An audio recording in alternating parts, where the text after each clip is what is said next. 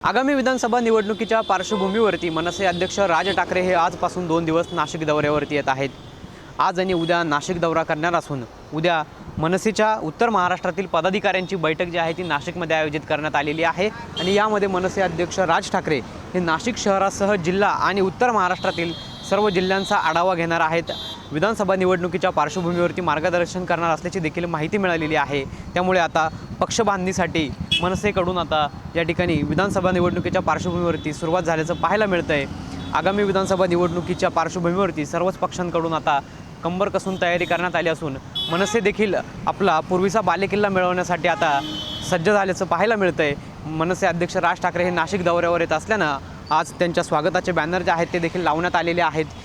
आपण जर या ठिकाणी बघितलं, ज्या हॉटेलमध्ये राज ठाकरे येणार आहेत त्या हॉटेल बाहेर मनसे पदाधिकाऱ्यांकडून मोठ्या प्रमाणात बॅनरबाजी जी आहे ती या ठिकाणी केल्याचं पाहायला मिळतंय। त्याचबरोबर या ठिकाणी एक जे बॅनर लावण्यात आलेलं आहे ते म्हणजे मराठी भाषेला अभिजात भाषेचा दर्जा मिळवून दिल्याबद्दल मराठी हृदय सम्राट राजसाहेब ठाकरे यांचं मनपूर्वक अभिनंदन अशा आशयाचं बॅनर देखील या ठिकाणी लावल्यानं या बॅनर सर्वांचंच लक्ष वेधून घेत आहेत। खरं तर मराठी भाषेला अभिजात भाषेचा दर्जा मिळाल्यानंतर महायुतीकडून या ठिकाणी जल्लोष साजरा करण्यात आला, तर दुसरीकडे मनसेकडून देखील राज ठाकरे यांचे आभार मानणारे बॅनर जे आहेत ते आपल्याला या ठिकाणी लावल्याचं पाहायला मिळतंय।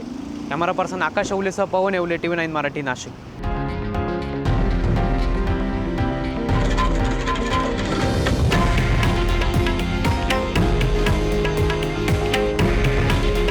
हे आहे देशातील नंबर 1 न्यूज नेटवर्क आणि आपण पाहत आहात TV9 मराठी।